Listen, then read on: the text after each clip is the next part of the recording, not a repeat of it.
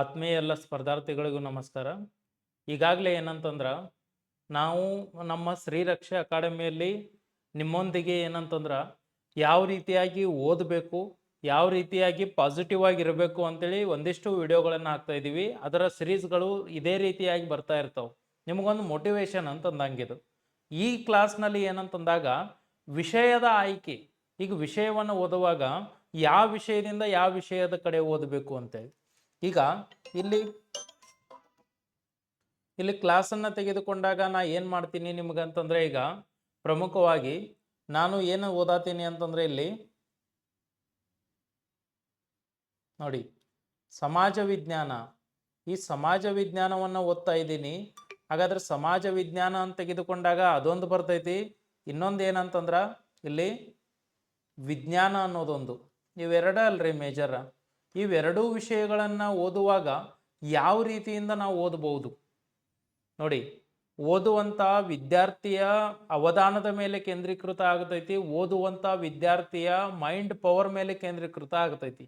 But ಈ T E T ಅಂತ ತೆಗೆದುಕೊಂಡಾಗ ಟಿ ಇ ಟಿ ಮೇಜರ್ ಆಗಿ ನಿಂತಿರೋದೇ ಏನಂತಂದ್ರೆ ನೋಡಿ, ಇಲ್ಲಿ ಮಾರ್ಕ್ಸ್ಗಳ ಡಿವೈಡ್ ಹೆಂಗಾಗೈತಿ. ಮೇಜರ್ ಆಗಿ ಸಬ್ಜೆಕ್ಟ್ಗಳನ್ನು ಕೊಟ್ಟಿದ್ದಾನು ನೋಡಿ. ಸಮಾಜ ವಿಜ್ಞಾನವನ್ನು ಕೊಟ್ಟಿದ್ದಾನು, ಇಲ್ಲಿ ಇಲ್ಲಿ ಏನು ಕೊಟ್ಟಿದ್ದಾನು, ವಿಜ್ಞಾನ ಮತ್ತು ಗಣಿತವನ್ನು ಕೊಟ್ಟಿದ್ದಾನು. ವಿಜ್ಞಾನ ಮತ್ತು ಗಣಿತ ಇಲ್ಲಿ ಈಕ್ವಲ್ ಆಗಿ ಫೋಕಸ್ ಮಾಡಬೇಕಾಗ್ತೈತಿ ಎರಡೂ ವಿಷಯಕ್ಕೆ. ಈ ವಿಷಯ ಭಾಳಷ್ಟು ದೊಡ್ಡದಿದೆ, ಅದಕ್ಕೆ ಇಲ್ಲಿ ಏನು ಮಾಡಿದ 60 ಮಾರ್ಕ್ಸು, ಇಲ್ಲಿ 60 ಮಾರ್ಕ್ಸು ತೆಗೆದಿಟ್ಟಿದ್ದಾನೆ. ಹಾಗಾದ್ರೆ ಓದುವಂಥ ವಿಧಾನ ಹೆಂಗಿರಬೇಕು ಅಂದಾಗ ನಾವು ನೋಡಿ, ಕನ್ನಡ ಮತ್ತು ಇಂಗ್ಲಿಷ್. ಈ ಕನ್ನಡ ಮತ್ತು ಇಂಗ್ಲಿಷ್ ಏನಾಗಿರ್ತೈತಿ ಇದೊಂದು ನಾನು ನಿಮಗೆ ಕ್ಲಿಯರ್ ಆಗಿ ತಿಳಿಸ್ತೀನಿ ನೋಡಿ. ಇಲ್ಲಿ ಕನ್ನಡ ಇಂಗ್ಲಿಷ್, ಇಲ್ಲಿ ಕನ್ನಡ ಇಂಗ್ಲಿಷ್ ಎರಡೂ ಸೇಮ್, ಇದರಲ್ಲಿ ಏನೂ ಬದಲಾವಣೆ ಇಲ್ಲ, ಎರಡೂ ಕೂಡ ಸೇಮ್ ಅದಾವು. ಇವೆರಡನ್ನು ನೀವು ಓದುವಾಗ ನೀವು ಈ ಹಿಂದಿನ ನಿಮ್ಮ ಶಿಕ್ಷಣದ ಅವಧಿಯಲ್ಲಿ ಏನು ಕಲಿತು ಬಂದಿದ್ದೀರಿ ಇದೇ ವಿಷಯ ಇರ್ತೈತಿ. ಅದೇ ವ್ಯಾಕರಣಾಂಶ, ಅದೇ ವ್ಯಾಕರಣಾಂಶ ಇರ್ತೈತಿ.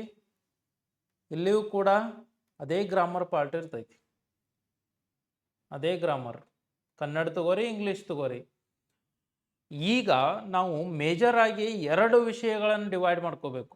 ಅಂದರೆ ಎರಡು ವಿಷಯಗಳನ್ನು ನಾವು ಮೇನ್ ಭಾಗ ಮಾಡ್ಕೋಬೇಕಾಗ್ತೈತಿ ನೋಡಿ. ಎರಡು ವಿಷಯಗಳನ್ನು ತೆಗೆದುಕೊಂಡಾಗ ನೋಡಿ, ಒಂದು ನಿಮ್ಮ ಐಚ್ಛಿಕ ವಿಷಯ. ಐಚ್ಛಿಕ ವಿಷಯ ಅಂತಂದ್ರೆ ಇಲ್ಲಿ ಸೋಷಿಯಲ್ ಬರ್ತೈತಿ, ಸೋಷಿಯಲ್ ಸೈನ್ಸು. ನಿಮ್ಮದು ಸೈನ್ಸು ಮತ್ತು ಮ್ಯಾಥ್ಸು. ಇದು ನೀವು ಇವೆರಡು ವಿಷಯಗಳನ್ನು ಮತ್ತು ನೀವು ಈ ವಿಷಯದ ಮೇಲೆ ಸಂಪೂರ್ಣವಾಗಿ ಹಿಡಿತ ಇತ್ತು ಬರೆದು ಕೊಡ್ತೇನೆ ನಾ. ಈ ವಿಡಿಯೋ ಸೇವ್ ಮಾಡಿಟ್ಕೋರಿ, 100% ಪಾಸ್ ಆಗ್ತಾರೆ. ಯಾವುದು ಸಮಾಜ ವಿಜ್ಞಾನ ಮತ್ತು ವಿಜ್ಞಾನದ ಅವರು ಸಮಾಜ ವಿಜ್ಞಾನದವರು ಸಮಾಜ ವಿಜ್ಞಾನ, ವಿಜ್ಞಾನ ಗಣಿತದವ್ರು ವಿಜ್ಞಾನದ ಮೇಲೆ ಫೋಕಸ್ ಇತ್ತು, ಗಣಿತ ವಿಜ್ಞಾನದ ಮೇಲೆ ಅವ್ರು 100% ಟಿ ಟಿ ಪಾಸ್ ಆಗ್ತಾರೆ. ಇದರ ಹೊರತಾಗಿ ಇನ್ನೊಂದು ವಿಷಯ ಬರ್ತೈತಿ, ಅದು ಯಾವುದು ಅಂತಂದಾಗ CDP ಅಂತ ಕರಿತೇವೆ ನಾವು, ಚೈಲ್ಡ್ ಡೆವಲಪ್ಮೆಂಟ್ ಸೈಕಾಲಜಿ. ಈ ಚೈಲ್ಡ್ ಡೆವಲಪ್ಮೆಂಟ್ ಸೈಕಾಲಜಿ ಎಲ್ಲರಿಗೂ ಸೇಮ್ ಒಂದೇ ರೀತಿಯಾಗಿರ್ತೈತಿ. ಈಗ ನಿಮ್ಮ ದಿನದ ಅವಧಿಯಲ್ಲಿ ಓದುವಂಥ ವಿಷಯದ ಆಯ್ಕೆ ಹೆಂಗಿರಬೇಕು ಅಂತೇಳಿ ಇಲ್ಲಿ ಕ್ವಿಕ್ಕಾಗಿ ಹೇಳ್ತೀನಿ ನೋಡ್ರಿ. ನಿಮ್ಮ ವಿಷಯದ ಆಯ್ಕೆ ಯಾವ ರೀತಿಯಾಗಿ ಮಾಡ್ಕೋರಿ. ನೀವು ಆರ್ಟ್ಸ್ ಅದಿರೋ, ಸೈನ್ಸ್ ಅದಿರೋ, ಅವರೆಲ್ಲರೂ ಕೂಡ ನೋಡಿ ಪ್ರಮುಖವಾಗಿ ನಿಮ್ಮ ನಿಮ್ಮ ವಿಷಯಗಳನ್ನು ಮೊದಲು ಓದ್ರಿ. ಈಗ ಪ್ರಿಫರೆನ್ಸ್ ವೈಸ್ ಹೋಗೋನು. ಫಸ್ಟ್ ಯಾವುದಕ್ಕೆ ಕೊಡೋನು ಅಂತಂದ್ರೆ ಇಲ್ಲಿ ವಿಜ್ಞಾನ ವಿಭಾಗದವರು ನೀವು ಯಾವುದಕ್ಕೆ ಕೊಡ್ರಿ ಅಂತಂದ್ರೆ ನೀವು ಎರಡಕ್ಕೂ ಈಕ್ವಲ್ ಫೋಕಸ್ ಮಾಡಬೇಕು. ಒಂದು ವಿಜ್ಞಾನ, ಇನ್ನೊಂದು ಗಣಿತ. ಇವೆರಡನ್ನು ನೀವು ಮೊದಲ ಫೋಕಸ್ ಮಾಡಿರಿ. ಅಂದ್ರೆ ಮೊದಲು ಅದನ್ನು ಪ್ರಯಾರಿಟಿ ಕೊಡೋದು. ಸೆಕೆಂಡು CDP ಕೊಡಬೇಕು. ಇಲ್ಲಿ ಇವರು ಸಮಾಜದವರು ಮೊದಲು ಯಾವುದಕ್ಕೆ ಪ್ರಿಫರೆನ್ಸ್ ಕೊಡಬೇಕು, ಸಮಾಜಕ್ಕೆ ಯಾಕೆ ಕೊಡ್ಬೇಕಂತಂದ್ರೆ ಭಾಳಷ್ಟು ದೊಡ್ಡದಿದೆ. ನೀವು ಸಮಾಜ ವಿಜ್ಞಾನವನ್ನು ಓದಿ. ಸಮಾಜ ವಿಜ್ಞಾನ ಅಂತಂದ್ರೆ ಕೇವಲ ಹಿಸ್ಟ್ರಿ ಅಲ್ಲ. ನೀವು ಇಲ್ಲಿ ಕನ್ಫ್ಯೂಸ್ ಆಗತ್ತೀರಿ. ಸಮಾಜ ವಿಜ್ಞಾನ ಓದ್ತಾನಂತೇಳಿ 10 ರಾಜಮಣಿತನ ಓದಿ ಬಿಡ್ತೀರಿ ನೀವು. ಸಮಾಜ ವಿಜ್ಞಾನ ಅಂತಂದ್ರೆ ಕೇವಲ ಇತಿಹಾಸ ಅಲ್ಲ, ಇತಿಹಾಸ ಒಂದೇ ಅಲ್ಲ, ಇತಿಹಾಸ, ಭೂಗೋಳ ಅದು ಐತಿ, ಆಮೇಲೆ ರಾಜ್ಯಶಾಸ್ತ್ರ ಅದೈತಿ, ರಾಜ್ಯಶಾಸ್ತ್ರ ಆಮೇಲೆ ನೋಡಿ ಇವೆಲ್ಲವೂ ಕೂಡ ಐತಿ. ವ್ಯವಹಾರ ಅಧ್ಯಯನ ಐತಿ, ಅರ್ಥಶಾಸ್ತ್ರ ಐತಿ. ಎಷ್ಟು ಓದ್ಬೇಕು ನೀವು ಇಲ್ಲಿ? ಇದೆಲ್ಲವನ್ನು ಓದಬೇಕಾಗ್ತೈತಿ. ಅದಕ್ಕೋಸ್ಕರ ಫಸ್ಟ್ ಪ್ರಯಾರಿಟಿ ಕೊಡ್ರಿ. ಸೆಕೆಂಡ್ ಪ್ರಯಾರಿಟಿ ನೀವು ಕೂಡ ಏನಂತಂದ್ರೆ CDPಗೆ ಕೊಡಬೇಕು. ನಂತರದಲ್ಲಿ ನೀವು ಬಿಟ್ಟನ ಥರ್ಡ್ ಇಲ್ಲಿ ಸೈನ್ಸ್ನವ್ರು ಏನು ಮಾಡ್ತಾರೆ ಅಂತಂದ್ರೆ ನಿಮಗೆ ಇಂಗ್ಲೀಷ್ ಈಸಿ ಆಗ್ತೈತಿ ಅಂತ ಕನ್ನಡ ಬಿಡ್ತಾರೆ. ಆ ರೀತಿ ಮಾಡೋದಲ್ಲ. ನೀವು ನೆಕ್ಸ್ಟು ನಿಮಗೆ ಇಲ್ಲಿ ಇಂಗ್ಲೀಷ್ ಈಸಿ ಇತ್ತಂತಂದ್ರೆ ಇಂಗ್ಲೀಷ್ ಮಾಡಿರಿ, ಕನ್ನಡ ಇತ್ತಂತಂದ್ರೆ ಕನ್ನಡ ಮಾಡಿರಿ. ಬಟ್ ನಾ ಹೇಳೋದೇನಂತಂದ್ರೆ ನೀವು ಇಲ್ಲಿ ಇವೆರಡು ವಿಷಯಕ್ಕೆ ತಲೆ ಕೆಡಿಸ್ಕೊಂಡು ಕುಂತ್ರಿ, ಈ ವಿಷಯಗಳ ಪ್ರಾಬ್ಲಮ್ ಮಾಡ್ತಾವೆ. ನೀವು ಅನ್ಬೋದು ಸರ ಇಲ್ಲಿ 60 ಮಾರ್ಕ್ಸ್ ಇದೆ ರೀ, ನೀವೇನು ಹೇಳ್ತೀರಿ ಅಂತಾರೆ. ನೀವು 60 ಮಾರ್ಕ್ಸ್ನಲ್ಲಿ 22, 21, 22 ಮಾರ್ಕ್ಸು ನೀವು ಏನೂ ಬರೋದಿಲ್ಲ ಅಂದ್ರೂ ತಗೋತೀರಿ. ಯಾಕಂದ್ರೆ ಅದು ಹಂಗೆ ಇರ್ತೈತಿ. 15 ಮಾರ್ಕ್ಸ್ ಅಲ್ಲೇ ಇರ್ತೈತಿ, ಅಲ್ಲೇ ಓದಿ ಹೇಳೋದಿರ್ತೈತಿ. 15 ಮಾರ್ಕ್ಸ್ ಇನ್ನೊಂದು 5 ಬಿದ್ದು ಅಂದ್ರೆ ಮುಗಿದೋತಲ್ಲಿ. Kannada English same. ನೀವು ಕೂಡ ಏನು ಮಾಡಬೇಕು, ನೀವು ಕನ್ನಡ ಮತ್ತು ಇಂಗ್ಲೀಷ್ ನಿಮ್ಮ ಪ್ರಯಾರಿಟಿ ಮೇಲೆ ಕನ್ನಡ ಮತ್ತು ಇಂಗ್ಲೀಷ್ ಇದು ಥರ್ಡ್ ಫೋರ್ತ್ ಆಗಬೇಕು. ಥರ್ಡ್ ಮತ್ತು ಫೋರ್ತ್ ಹಿಂಗೆ ಓದಬೇಕು. ಈಗ ನೀವೇನಂತಾರಿ, ಇದೆಲ್ಲ ನನಗೆ ಗೊತ್ತೈತಿ ಅಂತಾರಿ. ಇದೆಲ್ಲ ಗೊತ್ತಿದ್ರೂ ಕೂಡ ನೀವು ಓದುವಾಗ ತಪ್ತಿ. ಯಾಕೆ ಓದುವಾಗ ತಪ್ತಿ ಅಂದ್ರೆ ಮ್ಯಾನೇಜ್ಮೆಂಟ್ ಇಲ್ಲ, ಸರಿಯಾಗಿ ನಿಮ್ಗೆ ಗೊತ್ತೇ ಇಲ್ಲ ಯಾವ ರೀತಿ ಓದ್ಬೇಕಂತೇಳಿ. ಈಗ ನಾವು ವಿಜ್ಞಾನದ ವಿದ್ಯಾರ್ಥಿಗಳಾಗಿದ್ದೇವೆ ಅಂತಂದ್ರೆ ನೀವೇನು ವಿಜ್ಞಾನದ ವಿದ್ಯಾರ್ಥಿಗಳು ಮಾಡ್ಬೇಕು ಗೊತ್ತು, ನೀವು ಇದನ್ನು ಮಸ್ಟ್ ಆ್ಯಂಡ್ ಶುಡ್ ಮಾಡಲೇಬೇಕು. ಏನು ಮಾಡ್ಬೇಕಂತಂದ್ರೆ ನೀವು ಗಣಿತ ಇದೆ ನೋಡಿ, ಈ ಗಣಿತಕ್ಕೆ ದಿನದಲ್ಲಿ ಗಣಿತಕ್ಕೆ ಎಷ್ಟು ಅವಧಿ ಕೊಡ್ತೀರಿ, ವಿಜ್ಞಾನಕ್ಕೂ ಅಷ್ಟೇ ಅವಧಿಯನ್ನು ಕೊಡಬೇಕು. ಇವೆರಡೂ ಒಟ್ಟೊಟ್ಟಿಗೆ ಹೋಗಬೇಕು.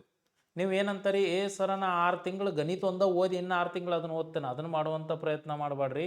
ಗಣಿತಕ್ಕೆ ಕೊಟ್ಟಂಥ ಅವಧಿಯನ್ನು ವಿಜ್ಞಾನಕ್ಕೆ ಕೊಡ್ರಿ.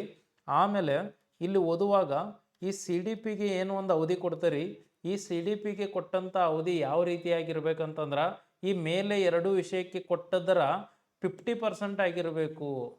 100% ಅಲ್ಲ, 50% ಟೈಮನ್ನು ಅದಕ್ಕೆ ಕೊಡ್ಬೇಕು. ನೀವು ಅರ್ಧ ಅವಧಿಯನ್ನು ಕೊಡಬೇಕು.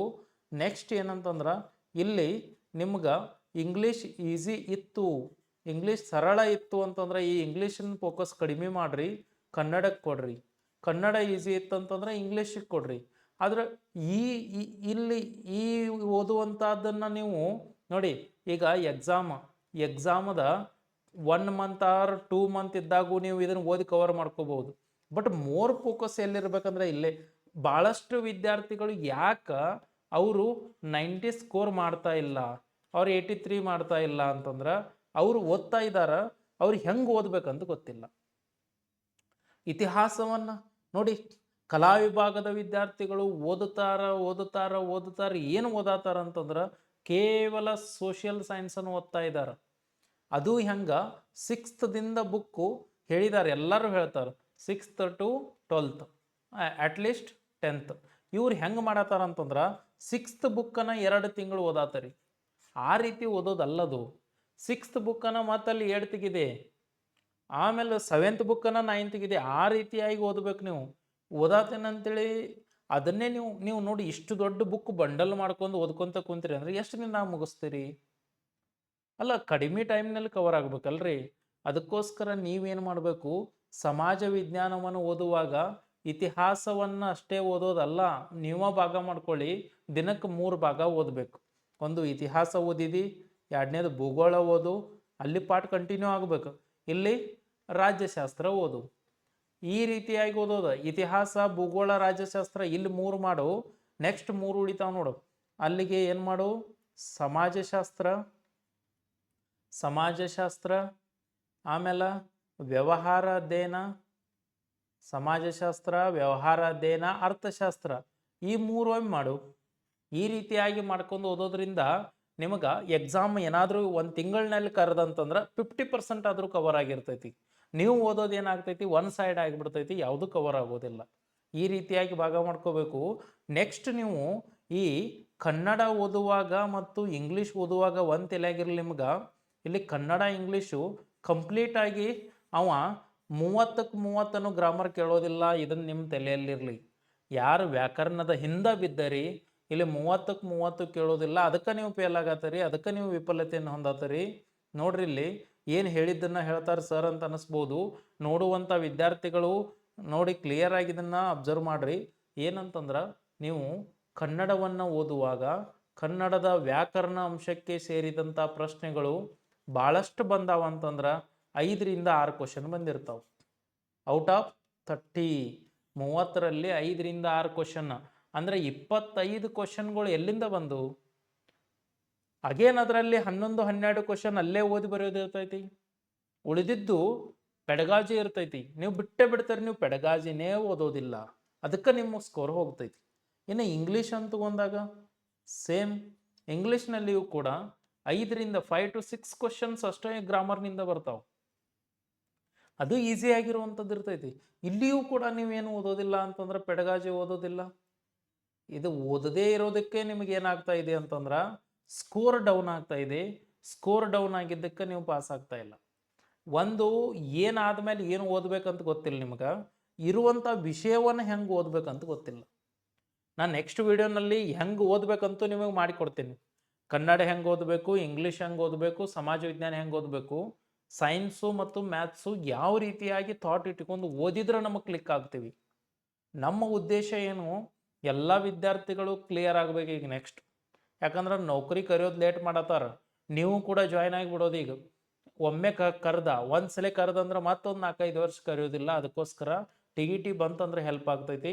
ನಿಮಗೆ ನಿರಂತರವಾಗಿರುವಂಥ ವಿಡಿಯೋಗಳು ಇಲ್ಲಿ ಬರ್ತಿರ್ತಾವೆ. ನಮ್ಮ ಶ್ರೀರಕ್ಷೆ ಅಕಾಡೆಮಿ ಆ್ಯಪ್ನಲ್ಲಿ ಬ್ಯಾಚ್ ಕೋರ್ಸ್ಗಳು ಕೂಡ ಜಾಯ್ನ್ ಅದಾವು. ಭಾಳಷ್ಟು ಜನ ಅಲ್ಲಿ ಕ್ಲಾಸ್ಗೆ ಅದಾರು. ನಿಮಗೆ ಇಲ್ಲಿಯೂ ಕ್ಲಾಸ್ ಇರ್ತಾವೆ, ಅಲ್ಲಿಯೂ ಇರ್ತಾವೆ.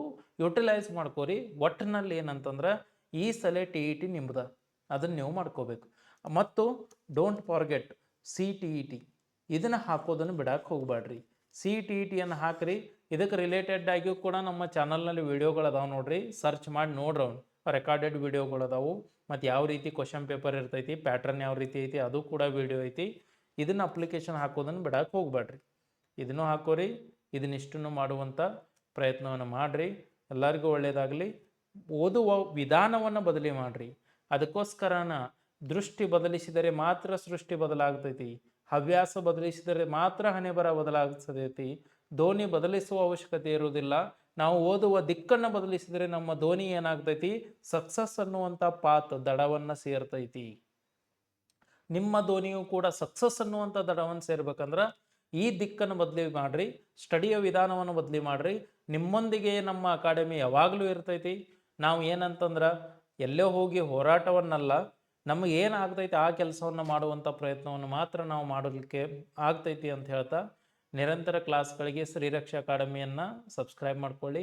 ಯೂಟ್ಯೂಬ್ ಚಾನಲ್ ಐತಿ, ವಾಟ್ಸಪ್ ಗ್ರೂಪ್ ಇದೆ, ಟೆಲಿಗ್ರಾಮ್ ಗ್ರೂಪ್ ಇದೆ, ಜಾಯ್ನ್ ಆಗ್ರಿ. ನಿಮಗೆ ಇನ್ಫಾರ್ಮೇಷನ್ ಬರ್ತಿರ್ತಾವೆ. ಪರೀಕ್ಷೆ ನಿಯರ್ ಇದ್ದಾಗಂತೂ ಭಾಳಷ್ಟು ವಿಡಿಯೋಗಳನ್ನ ಹಾಕ್ತಿರ್ತೀವಿ. ಲೈವ್ ಕ್ಲಾಸ್ ಇರ್ತಾವೆ, ರೆಕಾರ್ಡೆಡ್ ಕ್ಲಾಸ್ ಇರ್ತಾವೆ ನೋಡಿರಿ. ಸಬ್ಸ್ಕ್ರೈಬ್ ಯಾರು ಮಾಡಿಲ್ಲ ಮಾಡ್ಕೊಳ್ಳಿ, ಲೈಕನ್ನು ಮಾಡಿರಿ. Thank you.